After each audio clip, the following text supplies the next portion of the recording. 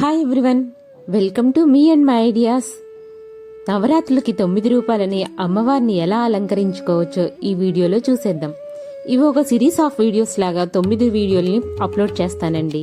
ముందుగా స్వర్ణ కవచాలంకృత దుర్గాదేవిని ఎలా తయారు చేసుకోవాలో చూద్దాం.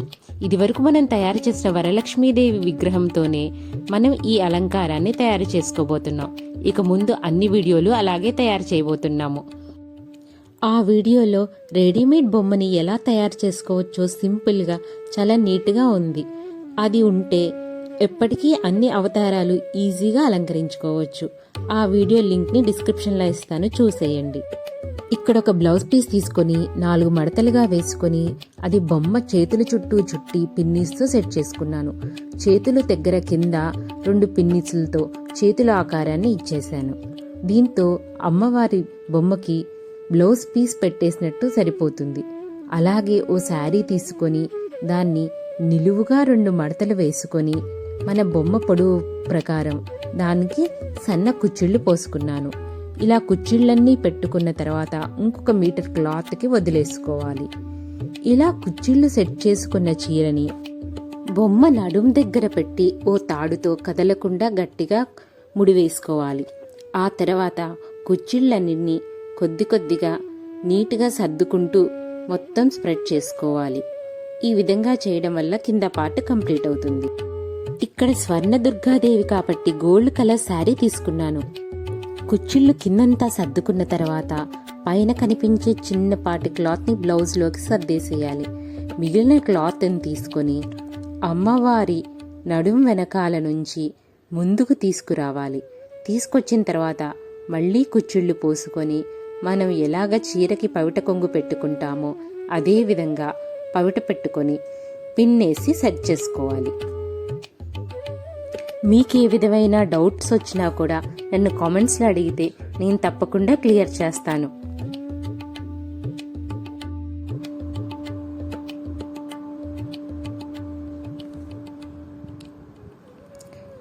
నడుము దగ్గర ఒక లేస్ తీసుకొని దాన్ని వడ్డానంలాగా సెట్ చేశాను.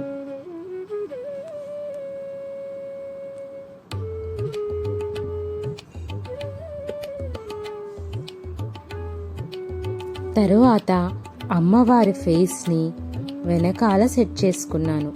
మీరు అక్కడ కొబ్బరికాయతో కూడా సెట్ చేసుకోవచ్చు. నేను కలశం సపరేట్గా పెట్టుకుంటాను కాబట్టి నేను కొబ్బరికాయ పెట్టట్లేదు.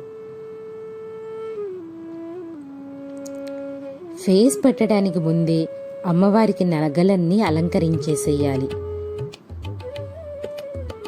ఇక్కడ స్వర్ణ దుర్గాదేవి కాబట్టి ఎక్కువగా నగలు వేస్తున్నాను.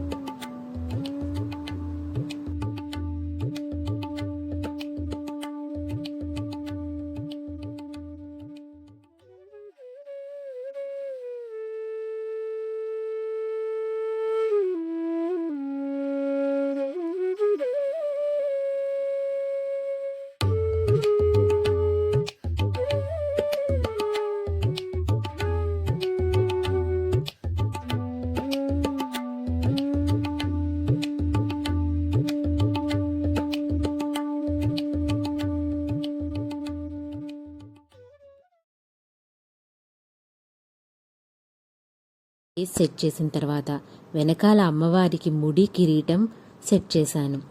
ఆ ముడి కిరీటం ఇంట్లో ఎలా తయారు చేసుకోవచ్చో మీరు అడిగితే తప్పకుండా చూపిస్తాను. ఆ నెక్ గ్యాప్ దగ్గర కనిపించకుండా ఒక చిన్న నెక్లెస్ని సెట్ చేసుకోవాలి. ఆ తర్వాత ఊల్ని నేను ఇక్కడ హెయిర్ లాగా తయారు చేసుకొని అమ్మవారు వెనకాల అలంకరించుకున్నాను. అలాగే ఓ జడను కూడా అలంకరించుకున్నాను. అమ్మవారి చేతుల్ని ఎక్స్ట్రా చేతుల్ని కూడా కుట్టి వెనకాల సెట్ చేసుకున్నాను. అమ్మవారికి కాళ్ళు చేతులు ఎలా తయారు చేసుకోవాలో అన్నది కూడా ఒక వీడియో ఉంది. ఆ వీడియో లింక్ కూడా డిస్క్రిప్షన్లో ఇస్తాను, చూసేయండి.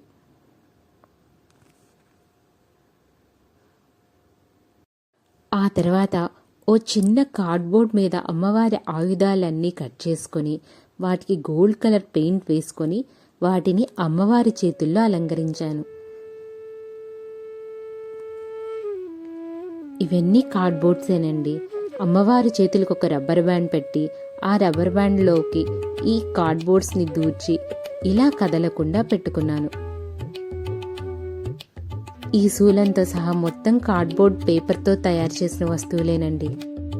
మీ దగ్గర ఏదైనా పులి కానీ సింహం కానీ బొమ్మలు ఉంటే అమ్మవారి పక్కన పెడితే అమ్మవారి వాహనం కూడా సిద్ధమైపోతున్నట్లు.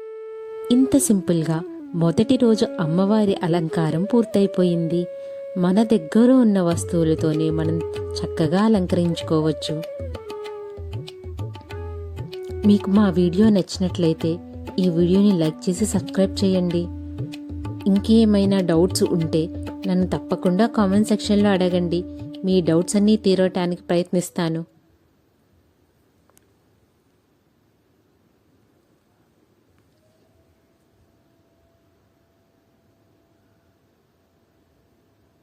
Thank you. బాయ్.